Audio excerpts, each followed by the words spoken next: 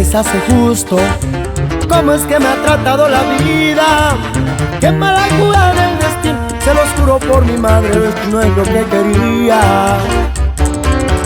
Yo era un hombre común y corriente, bien trabajador y muy honesto. Como todo empecé desde abajo, dedicado en el trabajo, poco a poco fui creciendo. Pero qué maldita es esta vida, cuando todo lo tenía me llegaron por sorpresa. Tenían secuestrada a mi familia, se me derrumbó mi vida en un segundo. La muerte tocó mi puerta.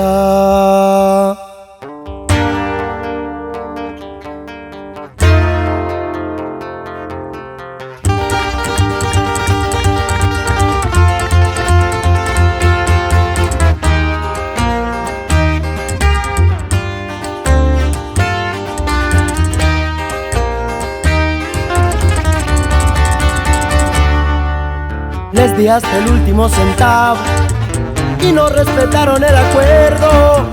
Ya no hay más remedio para esto, a mi esposa y a mis hijos me los entregaron muertos.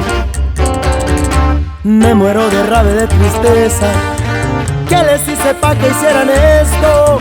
Estoy casi volviéndome loco, el dolor que siente un padre en mirar a sus niños muertos. Para mí no existe el consuelo, solo Dios que está en el cielo sabe por qué son las cosas. ¿Para qué estar solo en esta vida? Esto no es lo que quería,